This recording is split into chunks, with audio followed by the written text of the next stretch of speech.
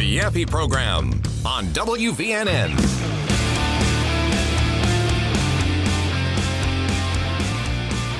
There's a big reason why I kept saying cautiously optimistic when it comes to the war in Iran. I mean, I'm not the only one saying it, but caution is probably a good word when you're talking about that war over there. I saw another piece that said it was a false dawn when it came to Iranian peace, which seems to be true in the Strait of Hormuz. I'll give you all the details. Trump, once again, is trying to out-crazy the crazies. Iran is trying to prove how crazy they are, I guess. But there really is good news and bad news in all of this.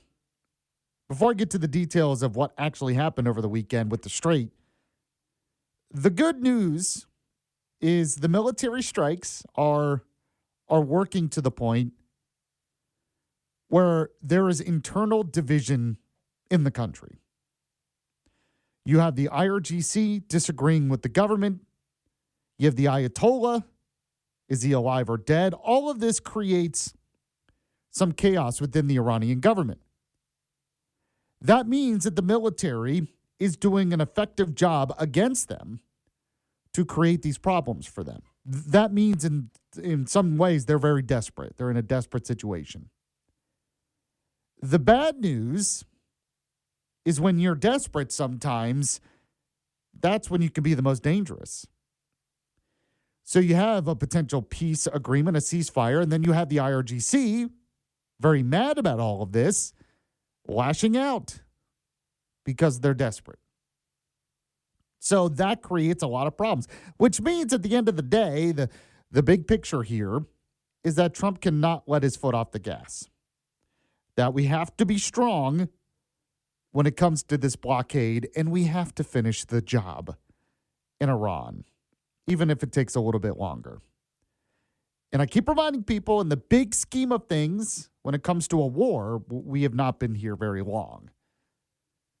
We have not had to sacrifice as much as we would have in a war of the past. We can do this, we can win. But it's tough, obviously. When your enemy is desperate, it can get pretty tough. You are listening to the Yaffee program. This is the show where you can count on the latest news, the important guests, and the best analysis, all for your morning commute.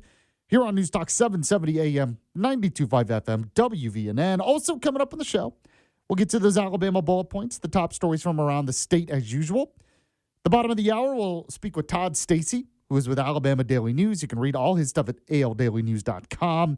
The session is over, so we'll kind of recap some of the latest there, but elections have just begun. I'm sure you've heard the ads all morning, so we'll talk about that. Also, after that, we have the Sunday news shows recap. That's when I recap what happened on those Sunday news talk shows, so you don't have to worry about it. It's my public service to you. You get Sundays off, so you're welcome. Also, we'll end the show with the Yaffee program Rewind. We always take your text messages on the text line, the Yaffee text line, of course, brought to you by RegenesisStemCell.com. That number is 866-494-9866, 866-494-WVNN. And Walker is here producing. She's going to do What's Trending later on as well. Walker, how are you this morning? Well, I was having a fine morning, and then Bugsy called a joke I made stupid. Oh, my. Uh-huh. So Bugsy ruined your morning, is what I'm hearing. Yeah, I was feeling so good, and then she just I can hear her laughing in the background too. Yeah. I just hear her sniping it. Bugsy, don't ruin my show today. I need a producer who is in a good mood. Don't. But other than that, you're doing okay? Yeah. Good. Okay. Yeah. Okay. You're still going to do What's Trending. You still got to do it later. You can get through this. You can do it. I think. Nope. All right. Anyway. Sorry, she was talking to me. Of course she was. Bugsy, stop ruining my show. And back there sabotaging. She's in an interesting mood today. I think it's good. I think it's a. Actually, by the way, do you have the audio ready? I do. Okay, we'll get to that. We'll get to that in a moment. Let me give everyone the latest. I guess I should start with. Well, let me start with the news because you have Trump's Truth Social. And you also have him reacting to what's going on. So I'll read this from CBS News. It says the Iran regime said Monday that it has no plans to attend peace talks in Pakistan with President Trump's top three negotiators, including Vice President J.D. Vance, as Tehran balks at what it considers unreasonable and unrealistic demands. Now, the standoff over the Strait of Hormuz intensified over the weekend as U.S. forces fired on and then seized an Iranian vessel.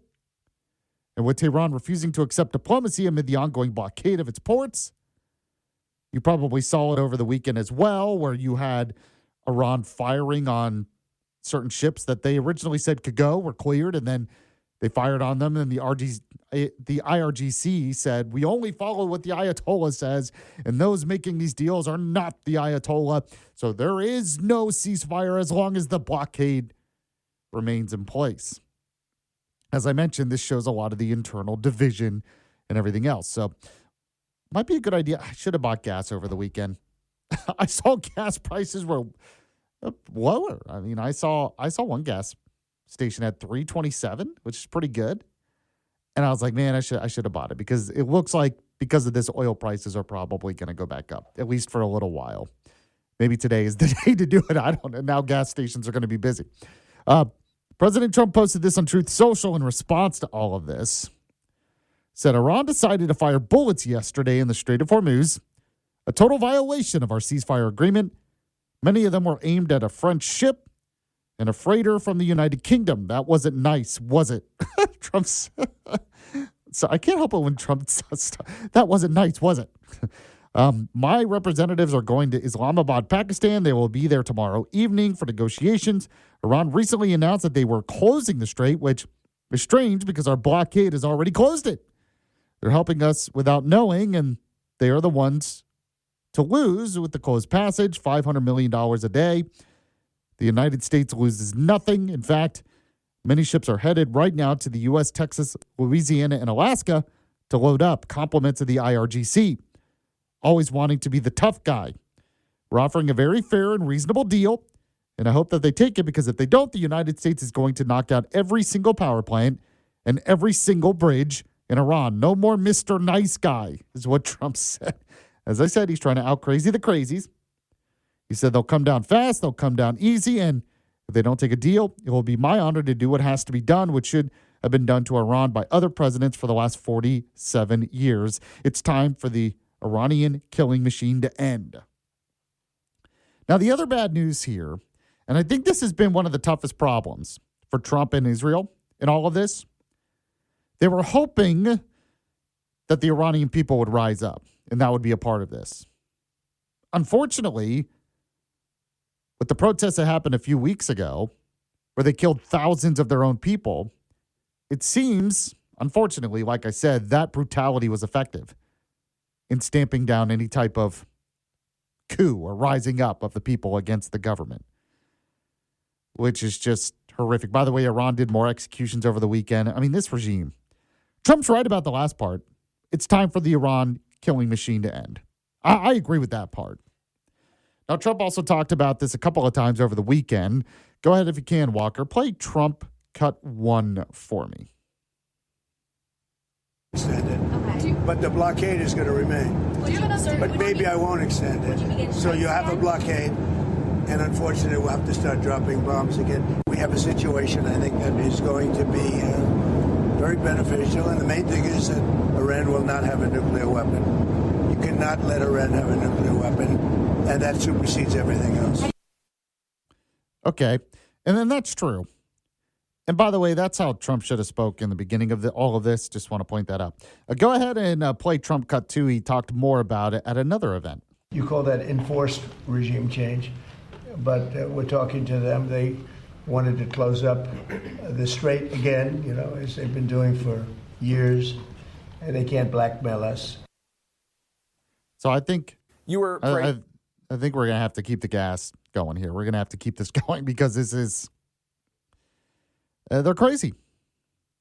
And he's right. He's right about that last part.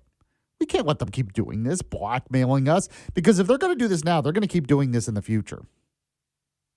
Now, it's kind of interesting, too, is there are reports that Oil companies are looking for alternatives to using the strait in the future. I mean, this is down the line, but they're wanting to build pipelines and everything.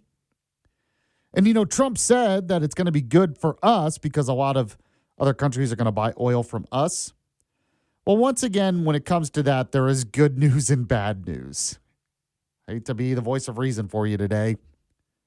The good news is, yes, that is money coming to American companies, which overall can help the American economy. That can be good news. The bad news is when you have foreign competitors. So basically you have foreign countries want to buy oil from the United States. That means that those countries, because of what's going on in the strait, are willing to pay more for that oil than usually American companies would. So that means the price goes up, basically. When you have more demand and less, simple supply and demand. More demand from other countries now, willing to pay more for it because of the strait, but the supply is basically the same. That can raise prices. It won't be as bad as in Europe, and it has some good effects because it helps American companies. But overall, the price will still go up even for Americans. People always want to know why that is. Well, that's why. Because now you have foreign competitors willing to pay more than usual. And that means American companies will have to pay more for that oil as well in the big scheme of things. The good and the bad. So kind of the theme of the day, there's good news and bad news when it comes to this war. But I do think we still have to finish the job at this point because Trump is right. Iran can't have a nuclear weapon, and the Iran killing machine needs to end. If you want to weigh in, you can. We have our text line, the Yaffee text line, 866-494-9866, 866-494-WVNN. Now, by the way, the text line brought to you by RegenesisStemCell.com. Go to Regenesis Stem Cell Center. In fact, give them a call.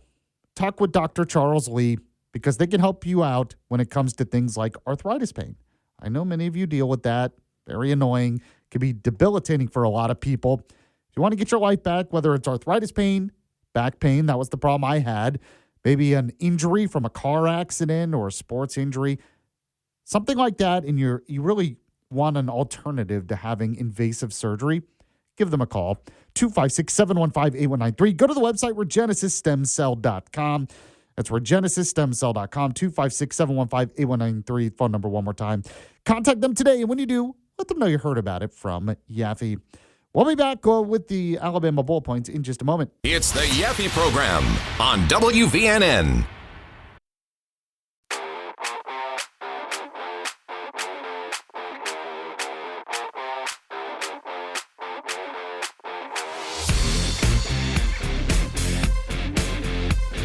Welcome back to the Yaffee Program. News Talk 770 AM, 92.5 FM, WVNN. Glad you have joined the show today. If you miss any of the show live, the podcast will be available anywhere podcasts are available. Todd Stacey will be joining us at the bottom of the hour. We'll talk Alabama politics. In fact, speaking of that right now, that comes up right now in the Alabama Bullet Points. Alabama Bullet Points. Today's headlines from around the Yellowhammer State.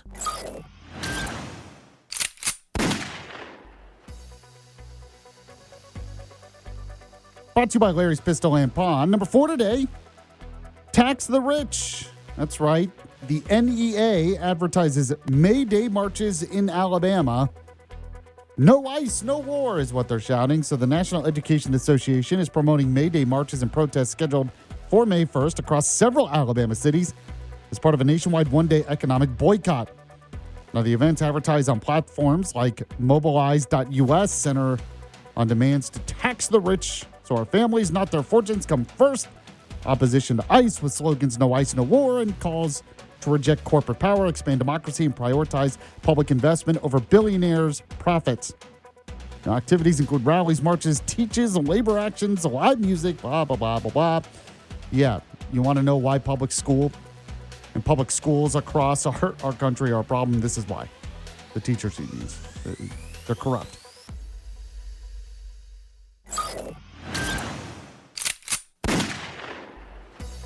All right, number 3, the war of words continues between State House Representative James Lomax and candidate Mo Brooks, who's a former congressman. In the Republican primary for Alabama House District 20 on May 19th, incumbent state representative James Lomax out of Huntsville, who was serving his first term as House Majority Whip, is challenging former U.S. Congressman Mo Brooks.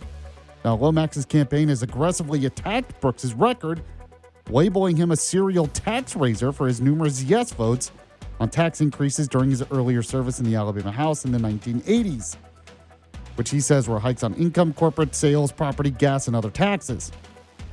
Now, Lomax says he wants to cut taxes, $1.5 billion in tax cuts.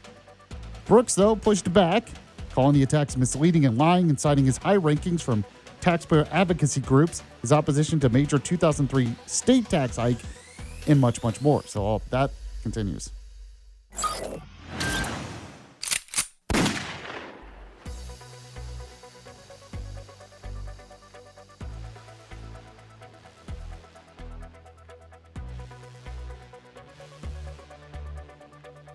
Number 2 today, dead on arrival. Katie Britt shoots down possibility of Haitian TPS extension passing U.S. Senate. Now, the U.S. House of Representatives passed a resolution to extend temporary protected status for approximately 350,000 Haitians living in the United States with the help of 10 Republican defectors. Now, TPS allows eligible foreign nationals to live and work temporarily in the U.S. without offering a path to permanent residency or citizenship, and it can be terminated at any time. Now, Alabama Senator Katie Britt quickly declared the measure dead on arrival in the Senate, posting on X that temporary protected status is just that, temporary, noting that 91% of Haitian TPS holders initially entered the country illegally and arguing that the American people rejected mass migration and amnesty-style policies.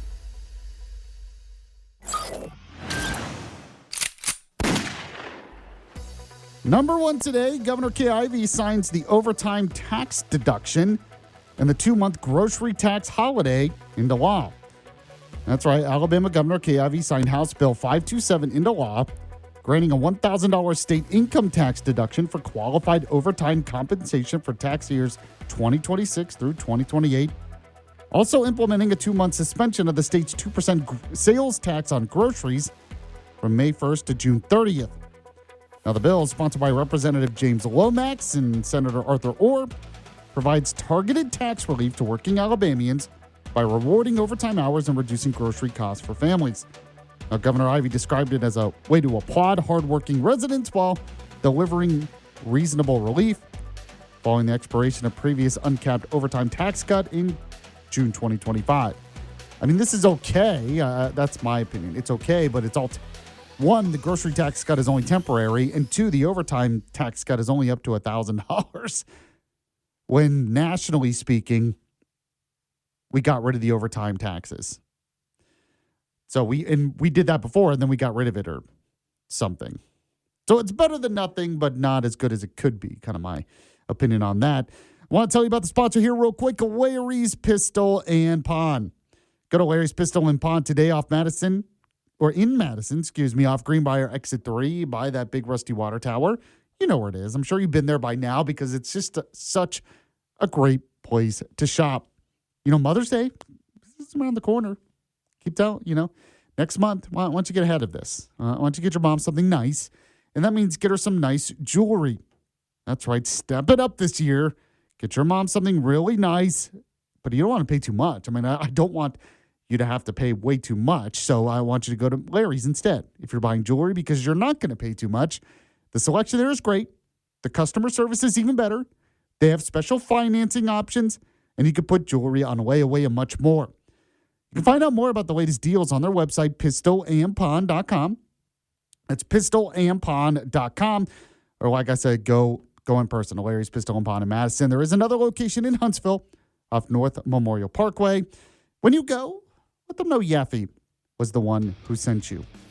So we got the U.S. Senate election, the Lieutenant Governor election. We have Governor Kay Ivey still signing some bills after the session is over. Much to talk about when it comes to Alabama news and politics. So Todd Stacy will join us. He hosts Alabama Public Television's Capital Journal, as you know. So we'll get to that. We also have the Sunday News Show's recap, of course, coming up later on in the show. You're listening to the Yaffee program. Stay with us.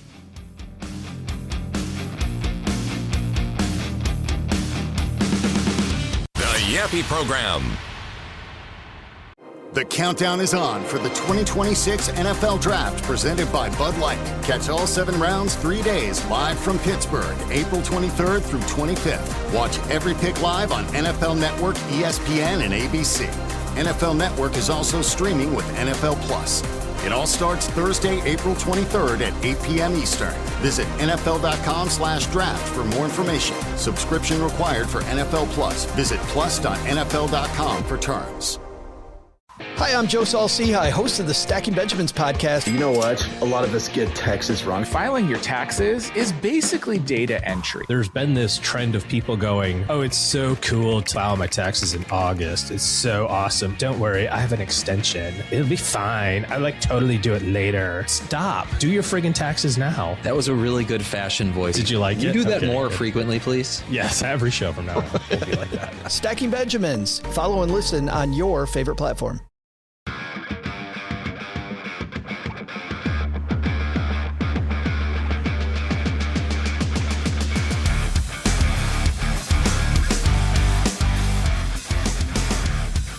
We're back here on the Yaffee program. Newstalk 770 AM 92.5 FM WVNN. Don't forget we have our Yaffee text line 866-494-9866. One person said, texting in, said, what does an end to the war even look like? If there are mines in the strait, it just remains closed. No. I don't think mines is the issue. There are ways to get to the mines. The issue is the IRGC attacking the ships. That's the problem. Not with mines, but with just drones and rockets. And yes, their Navy, their military's very decimated. But it only takes one to create fear. That's what they're doing. They're just doing it enough to create fear so no ships want to go through. So you either make a deal where they stop or you just completely destroy them enough where they just can't go after ships. Or somewhere in between, I guess, seems to be the Trump administration approach. There are ships that can go after mines and destroy mines in the water, minesweepers and all that stuff. So I'm not sure the mines. I mean, yeah, it's a problem. Don't get me wrong, but the mines are not the issue, from my understanding. All right. By the way, it is Monday, and going to start it a little bit early, but we do this every Monday on the show. Time for the Sunday news shows recap.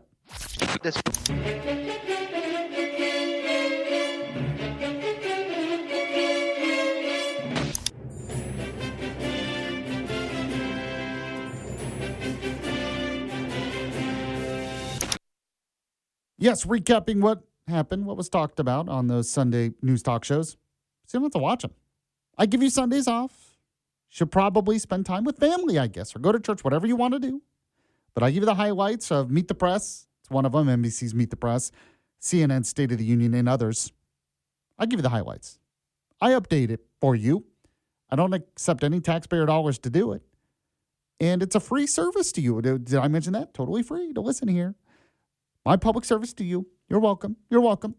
All right, so let's go first to where do I want to go first? So there's a lot we could cover here. I guess I'll go with UN Ambassador Mike Waltz, former National Security Advisor to the Trump administration.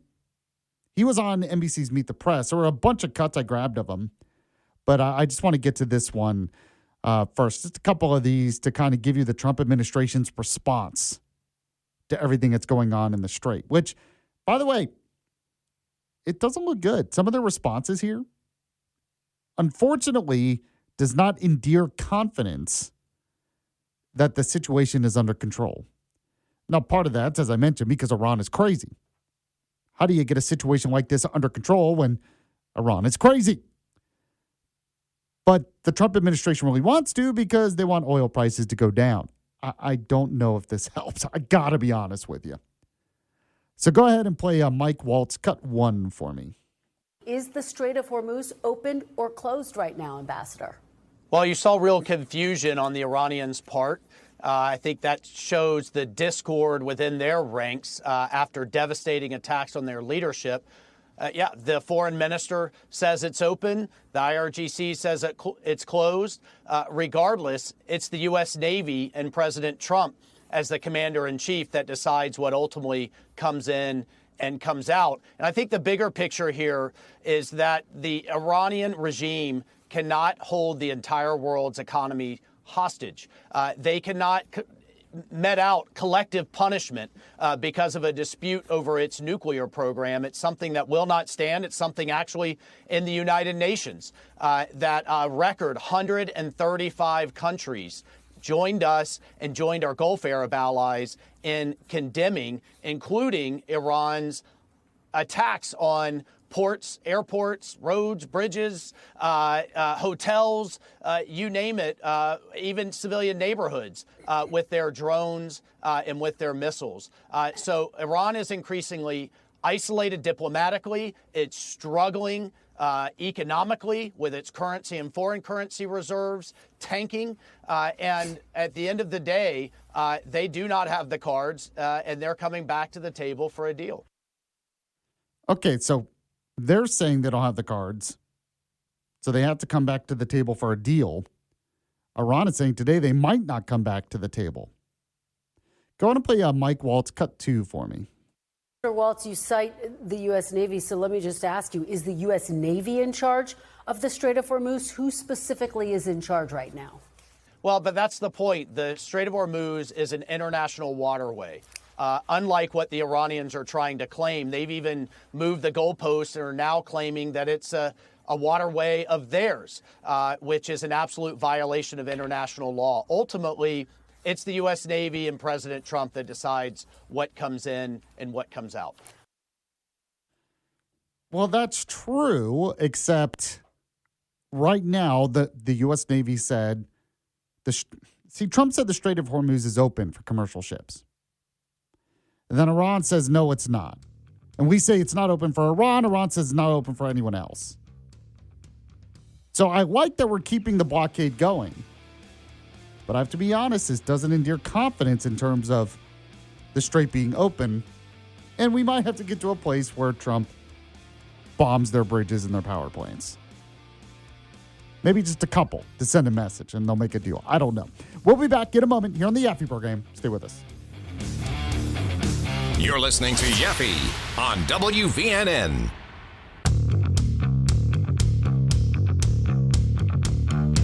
The Yaffee program on WVNN. News Talk 770 AM, 92.5 FM, WVNN. Welcome back to the Yaffee program. Started the show today, and I'll kind of repeat myself here a little bit, but there's good news and bad news when it comes to Iran. The good news is it looks like the blockade has disrupted them a lot. There's internal division within the country. They're coming off as very desperate. Their military, their economy has been pretty decimated. But with that good news comes the bad news. The bad news is when you're desperate, sometimes that's when you're the most dangerous. And that seems to be where we are with Iran. You have the division between those in the government and those in the IRGC. Some are saying there's sort of another part with the Ayatollah division there. We don't even know if he's still alive or even conscious. But if he is, that creates even more problems. So when Trump is trying to make a deal, does he make a deal with the government? Does he make a deal with the IRGC? Does he make a deal with the Ayatollah? Is any deal good if the other two aren't on board? What does that look like? So that's where we are today. So obviously this came up in the Sunday news talk shows, which we're in the process of recapping. In fact, it is time now for the second segment of the Sunday news shows recap.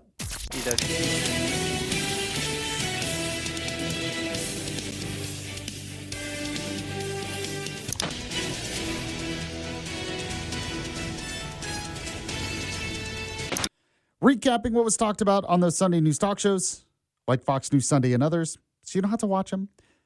I know I have friends of mine that watch reruns of Gunsmoke instead. I mean, whatever you want to do. I don't know. I'm pretty sure Dale Jackson, when he's not watching wrestling, he's watching Hallmark movies. Don't ask me why. Ask him why. But whatever you want to do, it's up to you. My public service to you. I'll recap the news for you the next day. You're welcome. You're welcome. So let's go through more of these cuts of Mike Waltz. He is our UN ambassador, former national security advisor, speaking for the Trump administration, trying to kind of spin what's going on as still in the benefit of the United States. But things are pretty volatile today, as you can imagine. Go ahead if you can. Let's skip down to Mike Waltz. Cut 3 for me, Walker. Ambassador Waltz, is it even safe to trespass the Strait of Hormuz? Well, we're going to make it safe at the end of the day, and it's not only us; it's our Gulf Arab allies. Frankly, the Europeans have had a lot of discussions, but not delivered in actual capability. But you can't have, just take a step back, you can't have a situation where a party to a conflict, regardless of whether you agree with it or not, can close down international waterways, whether it's the Straits of Gibraltar, the Bering Strait, the Straits of Malacca. And this is why we've been so active at the United Nations. And this is why President Trump has said this cannot and will not stand. At the end of the day, the Iranians are not going to decide economic winners and losers. But this is really a favor to the world in many ways, because what we're doing in ensuring that it stays open is ensuring that the economies of Asia and Europe and elsewhere are maintain their supplies and are active. And by the way, there's a humanitarian component here as well in terms of fertilizer, food, and other aid agencies that need that open for the ongoing crises in Africa. So this is something the United States and President Trump is doing to ensure that no regime can try to hold the world's economies hostage. Okay. So we'll see. I mean, he's right. At the end there, he's right. We don't want any regime to hold the economy hostage. But things are volatile. Go and play a cut 4 of Mike Waltz. If there is no deal by Wednesday, will the president extend the ceasefire agreement? Well, that's ultimately a decision for the president, and I'm certainly not going to negotiate on national television. Understood, but is it on the table? Is it on the table? Is that possibility on the table? Everything's on everything. Absolutely, everything's on the table, and the president's made it very clear he is prepared to de-escalate this conflict, as he should be. But I just want to get ahead of this other ridiculous and frankly irresponsible narrative that this would somehow constitute a, quote, war crime that we've heard from Democratic politicians, the media, and others in the international community. That is wrong. It's irresponsible. We have a long history of taking down bridges, power plants, and other infrastructure that is powering Iran's military, and they have a long history of conflating civilian and military assets, including hiding weapons caches, rockets, and military hardware in schools, hospitals, and other civilian neighborhoods, which is a war crime on Iran's part. So I just want, we just need to knock that down and stop that irresponsible rhetoric. So I agree with them on that. The rhetoric around that has been crazy. The idea that doing this would be a war crime, he explained it well. They're military assets. If you're going against another country's military, and the military's using the bridges, using the power plants, they're legitimate targets. So the rhetoric surrounding that has been irresponsible. There is a little bit of a caveat, though. And this is why you have me. I'm your voice of reason. I have to say it. Trump doesn't help by saying he's going to end their civilization. Now, I told you why Trump is doing that. Trump wants to, he says that because he wants to out-crazy the crazies. Iran's crazy. He's saying, look, I'm going to out-crazy them to get them to make a deal. And it seemed like it worked because originally there was a ceasefire deal. Iran's never agreed to anything like that before. So, I mean, it's a step in the right direction. But it's when you do something like that, when you say something like you're going to end their civilization, a civilization will die tonight, whatever. It's hard to have the moral high ground, so to speak, when you're talking about irresponsible rhetoric. When you're criticizing the others for irresponsible rhetoric, calling a war crime, you're right. But then you undercut your own argument, which Trump, his mouth gets him into trouble. You all know this. I'm not telling you something you don't know. But when you have that happen, then you say, well, I'm going to end civilization. You're giving them ammunition. And that's what they're going to say.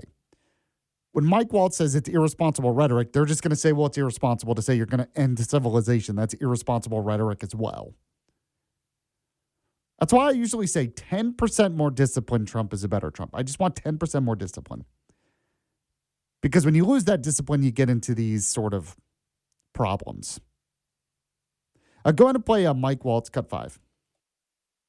As you know, some Iranian advocates are urging the United States not to target civilian infrastructure. Are you saying the United States is okay targeting civilians, the people of Iran? Here's number one, a quote Iranian advocate that is advocating for a regime that literally just machine gunned 30 to 40,000 No, people who are opposed to the regime. In the course of a weekend, I don't take any credibility from Iranian advocates, but secondarily, in the laws of land warfare and the rules of engagement, any type of infrastructure that is being commingled, that is being used to move military hardware, is absolutely a legitimate target, as are power plants, the grid, and other things that are being used to power Iran's war economy, in which, oh, by the way, the IRGC controls an estimated 40 to 50% of. So the president will move up an escalation ladder responsibly, as our amazing military will follow those orders with him as a commander-in-chief until Iran comes to the table and really lives up to a responsible deal that the vice president has put on the table. It cannot and will not ever have a nuclear weapon. And by the way, that's not just the United States. There are dozens of UN resolutions over decades where the entire world has said Iran can't have a nuclear. Okay, I mean, he's right about all that. He is. Some people were criticizing him because he said, we have to go up the escalation ladder, but you're dealing with crazies in Iran. At some point, you have to out-crazy them. Let's go ahead and get to the other side of this, the other response from the Democrats here. I know Democrat Ro Khanna, who's probably going to run for president, I guess. He's been in the media more, trying to get more attention, really trying to placate to the radical left. He had some comments on all of this. He was on ABC this week. Go ahead if you can. Play Ro Khanna, cut 1 for me, Walker. Well, they said they want to escalate to de-escalate.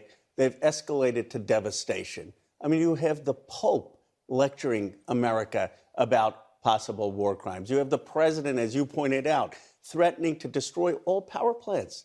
I didn't think we would ever get to that point. You have the Strait of Hormuz that is now blocked. This never happened before the war. What have we achieved? Gas is up from $2.30 to $4. You have now Iran having a more hardline regime, as we just heard, and all our allies like UAE being hit. I mean, we've created devastation, and we're being lectured by the Pope. I mean, he keeps bringing up the lectured by the Pope. This big deal about being lectured by the Pope. The Pope came out and said a lot of this has been blown out of proportion, by the way. But if the Pope is wrong, I don't care about being lectured by the Pope. And he talked about pure devastation. You want to talk about pure devastation. Think of Iran with a nuclear weapon. But Iran has also backed up terrorist regimes that have brought devastation on other countries, including Lebanon and Israel, for years. So it's hard for me to buy that. Go ahead and play a Ro Khanna cut 2 for me. If we actually achieve something, but the enriched uranium is still there. We have a more hardline regime there. Khamenei Jr. actually wants to develop nuclear weapons. Does anyone believe that we actually have more leverage over the Strait of Hormuz? We have less. China has more influence in Iran. And we've lost our entire moral credibility. We have a president of the United States threatening to wipe out Iranian civilization, and people think it's normal. And then you have a situation where our troops are at risk, where a president who campaigned on peace is spending now $400 billion to spend more money on these wars. Why aren't we spending that on health care here, jobs here, child care here? Why aren't we addressing the needs of the American people? I'm Team America. He seems to be more obsessed with the Middle East. So now, unfortunately, that last line, it annoys me probably more than any other line told by these politicians. The fact is we spend about 14% of our budget on military right now, give or take a couple percentage points. We're spending the majority of our budget right now on entitlement programs and welfare programs. So this idea that we need this money for free health care, it just doesn't make sense. But it's effective politically for a lot of people because people just buy into it because they don't understand basic economics, I guess. I don't know. But if you want to weigh in on this, you can. We have our Yaffee text line, 866-494-9866. 866-494-WVNN. Right now, got to tell you about my good friends at Jay's Appliance Outlet. Go to Jay's Appliance Outlet today. They're located in Athens off 72. The customer service there, I always talk about the great prices, the great selection. All of that is true. But really, they're known for their customer service because they're family-owned and operated. When you're there, you're talking to the owners of the store. That means they're going to give you the best deal. That means they're going to treat you the best they can. When you go to one of the big box stores, you're usually not, I guarantee you're not talking to the owner of one of the big box stores, someone who's really in charge. That means they're not going to be able to give you that really great customer service that you get at Jay's Appliance Outlet. So I want you to go today for that great customer service. Plus, they can also service what they sell. So if you buy a new appliance, it has issues in the future, they can fix it for you. That's how it works. A lot of other places are not like that either. And, of course, the best prices and the best selection in town. Jay's Appliance Outlet, dial pound 250. Say the keywords Jay's Appliance Outlet. Pound 250, Jay's Appliance Outlet. Go today. When you do, let them know Yaffee sent you. More of the Sunday news shows recap next on the Yaffee program. The Yaffee program.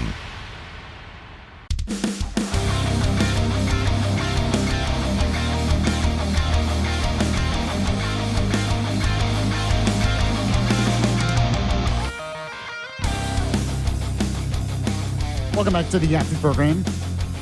Newstalk 770 AM, 92.5 FM, WVNN. It's a revolution in common sense. Right here on WVNN. Of course, I'm your voice of reason. I'm Alabama's voice of reason. I'm America's voice of reason. Let's be honest here.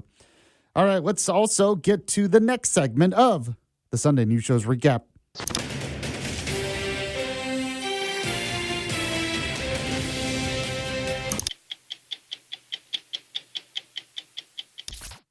Okay, moving on from the Iran war stuff. Got to get into, Zohran Mamdani. Kami Mamdani, mayor of New York City. I will say this, he's learned from the Obama school of how to speak, because he's very much, just the way he speaks, very much like Obama, which Obama was a good speaker. It's not really an insult. It's not. But he's already ruining the city. I got to play some of these cuts and react to it, just to kind of remind people some things, even though he puts it a very different way. Go on and play Mamdani cut 1 for me, Walker. You came into office, you made sweeping promises on the campaign trail. I'll name a few: freezing the rent, free and fast buses, universal child care. Here we are 100 days in to your tenure as mayor. Are you still confident you can deliver on all of your promises that you made to New Yorkers? Yes, I am. And I'm confident of that because of what we've seen over this 100 days. On day 8, we announced a $1.2 billion agreement with Governor Kathy Hochul to put our city on the pathway to universal child care. We are not only providing free child care for every 3-year-old in the city, we're now doing it for 2-year-olds as well. And by the end of our first term, we will see every single 2-year-old receiving free child care across the 5 boroughs of New York City. The reason I wanted to play that cut is to remind everyone there is no such thing as free. Yes, I understand it's free to those using it, I guess. But nothing is free. When you have politicians out there saying we are providing this for free, just understand it's not free. Somebody is paying for it. Now, he'll say it's the rich. We're taxing the rich. The rich are going to pay for it. It's utopia. This is always the promise of socialism. Redistribute wealth in a massive scale, and the rich will just pay for it. Now, forget the fact that a lot of rich are leaving. Forget the fact that there aren't enough rich people to tax eventually at some point. I mean, eventually you get to that point where there just aren't enough rich people to tax. There isn't enough money to tax. You're going to have to tax everyone else. Forget what it does to the marketplace. Forget that it doesn't work as well as capitalism. But I just want to remind you, it's not free. This idea, look, I have complained about the cost of childcare, okay? It is a problem in our country. It is a growing problem. But this idea that we can just solve all these problems through quote-unquote free programs provided by the government, where the money has to come from somewhere, so mostly it comes from businesses, and it comes from rich people, I guess, even though, I mean, their definition of rich always changes. It never works. It's been tried over and over again, and it doesn't work. It sounds great on paper, but it doesn't work. But I wanted to remind everyone, it's not free. Somebody is paying for it. And usually, eventually, the poor pay for it in some way, either through inflation, through a poor marketplace, or because they have to tax even more people to pay for it. Go on and play Mom Donnie Cut 2 for me. I just want to correct you on one thing. These are not free groceries. These are cheaper groceries. We've always said that we would have one city-run grocery store in each borough, and they would provide cheaper groceries, and we're going to do that by guaranteeing it through a basket of essential items, the kinds of things that New Yorkers need from their grocery store, but they haven't been able to budget for. We're talking about bread and eggs, the staples that have been skyrocketing. Now, I know that, grocery prices have been increasing across the country, but they've been increasing at an even higher rate in New York City. Our goal here is to deliver cheaper groceries to New Yorkers. That's what we want the outcome to be. John is someone that I've had the pleasure of getting to know, someone who's been a big part of New York City life, and I'm excited to be delivering this. And even as we may have some disagreements, to still looking to serve New Yorkers across the five boroughs. If John Catsimatidis, though, closes some of his stores, will that be a failure on your part? How would you see that?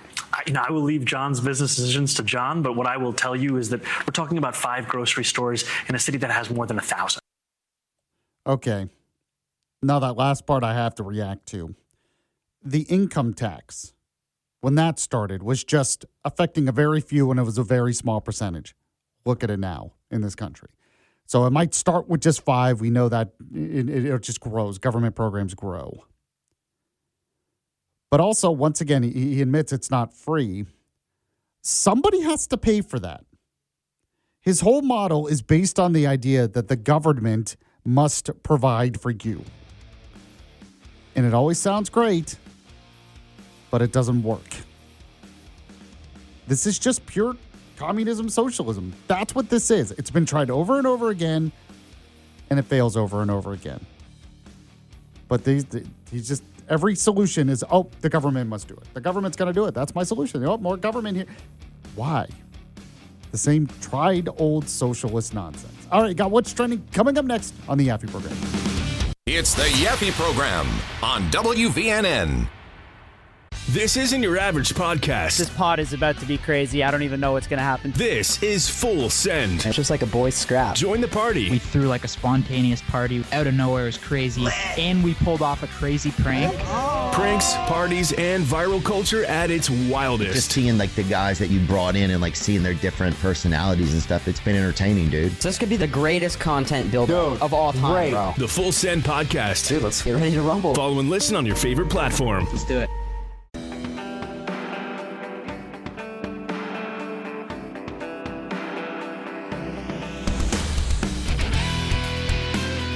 News Talk 770 AM, 92.5 FM, WVNN. Welcome back to the Yaffee program. Glad you have joined the show today, as always, Monday edition of the show. And if you miss any of it live, the podcast is up on the website, WVNN.com, or subscribe anywhere you get your podcast. Walker, glad she's here as well. So let's get right to it. We have What's Trending with Walker. Keeping you up to date with all that's trending in your world. Oh, they have the internet on computers now. You guys know how to post videos to Facebook? It's What's Trending. Sponsored by Coleman Furniture Market. Located in the heart of Coleman, Alabama, they always have what's trending in furniture and always have the best prices and the best furniture brands. There's a reason why most of the furniture in my home is from Coleman Furniture Market. So you should go. Be like me. Go to Coleman Furniture Market. Get all your furniture from them. And when you do, let them know Yaffee was the one who sent you. All right, Walker, what's number 5 today? Number 5 today, we talked about the life jacket going up for auction from a Titanic survivor. Right, yes. And Did it sell? Yes. They expected it to sell for $475,000. Right, and we were like, wow. We were almost surprised. Well, first we were surprised it wasn't more, and then we said Indiana Jones should come in and steal it because it belongs in a museum. Yes. Right. Well, it sold for $906,000. Okay, so we were right. That it would probably go for. It probably should go for more. Yes, that Wow. is insane. Apparently, sorry. Well, I was just gonna say, it's literally though something you can't get anywhere else. Exactly. Like it is about the rarest of rarest things on the planet that you can get. And historic. So. Right. Yeah, exactly. Apparently, a seat cushion from one of the Titanic lifeboats was sold at the same auction for $527,000. Would you rather have the shirt or the seat cushion? I think I would rather have the life jacket. Yeah, that makes sense. Or I said shirt, life jacket. Yeah, sorry. Yeah, apparently the seat cushion was sold to the owners of 2 Titanic museums in Pigeon Forge. And okay, well, Branson, that's where it Missouri. belongs. Yes, that's where it belongs. I'll just get my whip and my hat, and we'll go out and get the life jacket. That's where it belongs, in a museum. Yes. So happy with the result. Yeah, a lot of money. Wow. What's number 4? Number 4, Arby's is debuting a new hickory smoked brisket sandwich and macaroni bowl. It sounds good. That sounds really good, actually. Do you like Arby's? You know, Arby's gets a bad rap, but it's actually really good, I think. I really like their wraps. The wraps are good. I agree. And I think sometimes just the beef and cheddar really hits. I agree. All of the above. They have good mozzarella sticks. I don't know if you ever get them there, but they're amazing. I have had them. They are good. Their curly fries, never disappoint. We're trying to think what else they have. A Jamocha milkshake is always good there. I love that. Yeah. I'm telling you, I should advertise. There's a lot of free advertising for Arby's. Yes. But they added a brisket thing. Yes. There's a 1/4 pound of, you can choose either pulled pork or the brisket on top of white cheddar mac and cheese with onions and sweet or spicy barbecue sauce. Well, it's got to be spicy barbecue sauce, of course. Yes, I love spicy I'd go with the stuff. brisket. I'd go with the brisket over the pulled pork. Yeah, I think brisket is like the top barbecue meat. I agree. All right, now I'm hungry. You do this every What's Trending. Walker no doubt People does this like every food. single What's Trending. She has food stuff. All right, what's number 3? Well, you're about to get hungrier because these are the 420 munchie deals. Oh, nice. Of course we're doing this now, but go ahead. So there's Blaze Pizza that has a Get Blazed with your BFF special where you get 2 build your own 11-inch pizzas, 2 fountain drinks, and 2 desserts for $26. That's not bad. It's not bad, of course. Yeah, get blazed, all that. Get it. I get it. Okay, what else? And Wingstop has a hot box, which is fiery nacho dry rub on their wings. That actually sounds good. I want to try that. Ranch and herbs served over fries. I didn't even know Wingstop made something like that. I thought it was just wings and fries and stuff, so I might have to try that. Sounds really good. Yeah. You're right. I am hungry. Sorry. Go ahead. What else? All right. KFC is doing a $4.20 pot pie and nuggets. Oh, did they bring back their pot pie? Apparently. Do they have those still? Oh. I didn't even know they were a thing until now. Yeah, I knew they used to be a thing. I thought they got rid of them, but I guess I'm wrong. I guess so. Yep, 420 that pot sounds pie good. combo. That sounds good. Both of those are very unique. The Wingstop one and this. It's like kind of Yeah, I was pleasantly surprised, and I really enjoy puns. So, okay. What was there any other ones? there's a place I haven't heard of called Go Puff. They're offering Ben and Jerry's half-baked pints for $1. Oh, okay. I mean, that makes sense. I don't know if I've been there either. I don't know what that is. Well, I guess I'll find out later. Are you going to go to all these places? Do you have the munchies? I Walker? mean, I might go to Wingstop. Yeah, it does sound good. All right, what's number 2? Number 2, Facebook is wanting to scan users' camera rolls to suggest content to post. Well, jeez. Might as well at this point. They're monitoring everything else we do at this point. Just here's my camera. Here you go. Here are all my personal pictures, Facebook. Yeah, and it is it will ask you every time, like, if it can do it, and you can choose to opt out. But essentially, it'll go through there and recommend collections like travel collages or recaps of things that you've done, places you've been. I guess Facebook is really trying to get people to go back and do things on Facebook because they're constantly doing this. Yeah, I've started seeing ads for Facebook, and I feel like even when I was younger, I didn't see an ad for Facebook. Like, it was just a thing. There are more ads, but there are more like notifications on your phone. I had to turn off Instagram notifications because it was just so much. It was just constant notifications of things on Instagram. It's like, if I want to know this, I will go on the app. I don't need to, hey, have you kept up with this random person lately? Yeah, I have most of the Instagram notifications off besides messages or like comments on my stuff, though I don't really post much on there. It really, I mean, I don't post that much other than work stuff on my work one, but it really annoys my wife because she'll send me messages of reels that she think are funny. Oh, and then she'll be like, I do that. Yeah, and then she'll be like, "Did you see that?" And I'm like, no, I didn't know you I don't get notifications. So I go back, and then there's like 20 reels that I have to catch up on that my wife has sent me. Yeah, well, she just wants you to make you smile. I mean, they usually do. I will say that. She usually sends me pretty funny stuff, but I get so behind. And it's because I don't have notifications on there because Instagram was just too much. It was constant. And I was like, I'm annoyed. I have enough other notifications.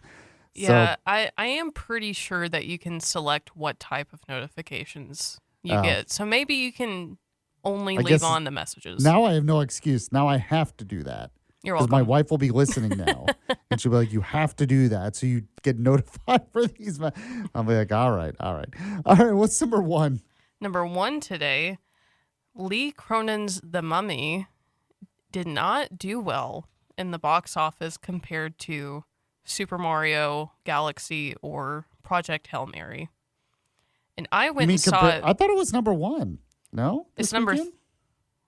No, it was number 3? The Mummy is number 3.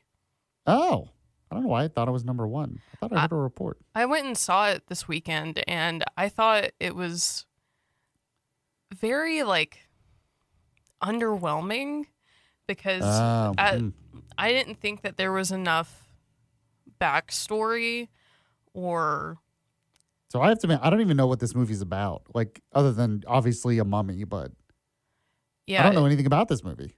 I don't know if I can really say much of anything about what it's about because I don't want to spoil it for people. Interesting. I mean, I usually know about movies coming out and stuff. I love movies, and I did see this was out, but other than that, I don't know anything about it. I think it was too much and not enough at the same time. Okay. There were a lot of moments where they tried to do a comic relief, but it was very, like, poor taste in humor, I think. Interesting. Well, apparently you're not the only one. Or it sounds like a lot of people were just like me and didn't really know about it. Yeah, and Rotten Tomatoes gave it a 45%, calling it lackluster. All right, well, go see Project Hail Mary, everyone. Yes, 'Cause that it's movie much was better. It was so good. I really enjoyed that movie. There's a bunch of good movies coming out this year, I think. I would say so. All right, there you go, Walker. A fellow movie lover, as I am, Walker. Absolutely. Appreciate you today, Walker. Thank you. Good job. We'll be back with the Yaffee program Rewind here in just a sec. Stay with us. You're listening to Yaffee on WVNN.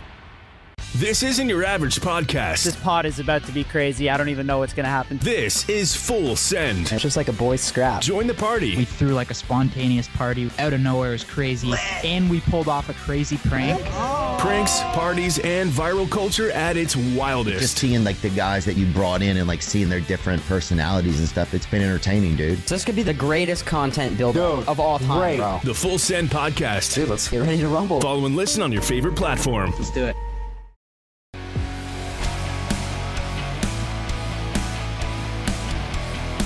We're back here on the Yaffee program. News Talk 770 AM, 92.5 FM, WVNN. You know, one person asked this before we get to the rewind. Somebody asked this because during Dale's show, we were talking about the fact that I hosted a Senate forum, and someone was mad I didn't ask really tough questions. Said, why didn't Yaffee ask hard questions at the debate? He could have asked Barry Moore about his past grand jury indictment. Could have asked Marshall about allowances of child labor violations. And could have asked Hudson about his TBIs and his former AUR partners and the Haiti Dominican Republic accusations. So I will say this. I had never heard about the last one, so I'll have to look into that. I appreciate that. I will say it wasn't really that kind of debate, honestly. When you have 5-6 candidates, you have to ask them all the same question. And it's just getting their take on the issues. If we go into stuff like this for every different candidate and stuff, we're going to be there for like 5 hours. So, and plus I hosted it. But I mean, the organizers of the debate, the Republican Party, it just wasn't that kind of debate. Something like that would be better in an interview. So I guess I can ask if I get him on again, I'll ask about the interview. Now, in terms of the grand jury stuff, I mean, Barry Moore has talked about that many times. I know what he would say. He would call it a witch hunt. So there you go. I just want to throw that out there. Someone was asking me about that. Didn't ask the hard enough questions.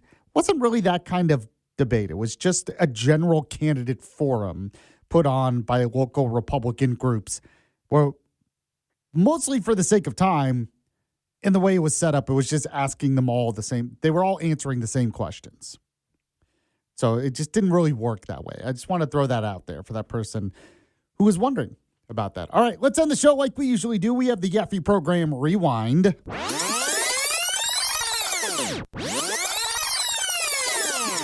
Yes, and it is that time of the show once again where I remind you, if you missed the show live, the podcast will be up on the website, WVNN.com, or anywhere you get your podcasts like Podbean, SoundCloud.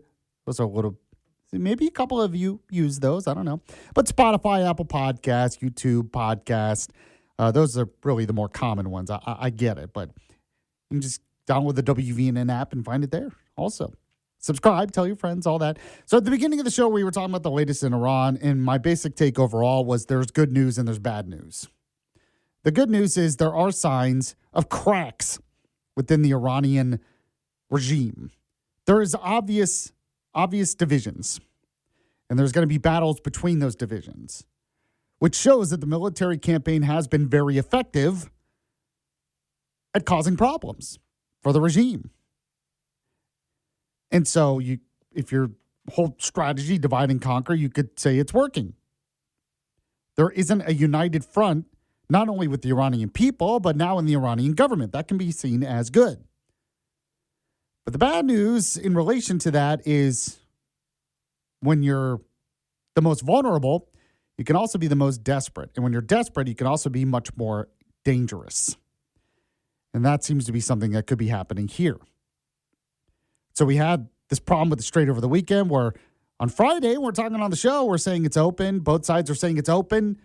And then the IRGC comes out, starts attacking ships and saying they will only follow a command from the Ayatollah, and Trump threatening to bomb their power plants again. And in fact, on that, I played some Trump cuts earlier. So go ahead if you can, Walker, play Trump cut 1 for me. Maybe I won't extend it, but the blockade is going to remain.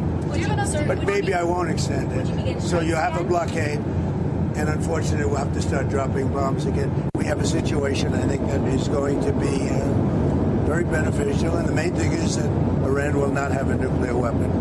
You cannot let Iran have a nuclear weapon, and that supersedes everything else. Now, I still think we have to finish the job because of what Trump said there. So we talked about that earlier. Podcast is up. We also had the Alabama bullet points, the top stories from around the state. The podcast of that is up. I'll post it on social media as well.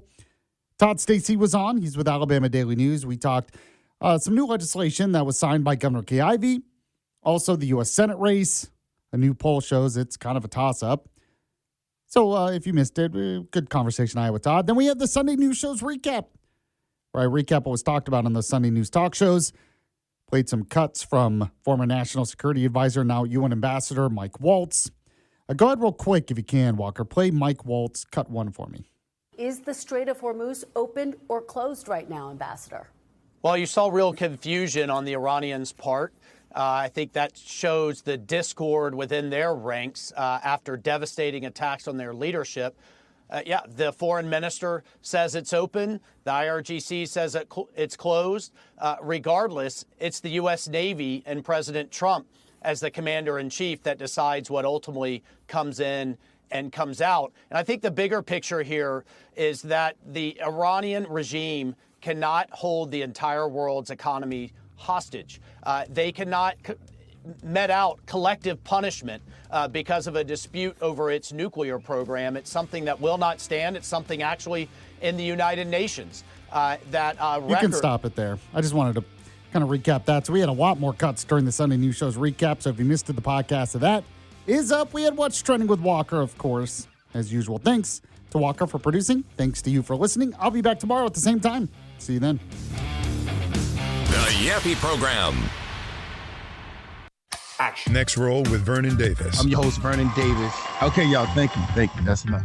Today, we have Dietrich Wise. Through my example, on the field, off the field, during game day, in practice, that was one way that I led, because then it led to success. Next roll isn't about what's next. It's about why they do it. My man, Bobby Bones. Like, I've had a lot of stuff happen, bad and good. And so I don't have any fear of mixing it up. That's powerful, man. Next roll with Vernon Davis. Follow and listen on your favorite platform.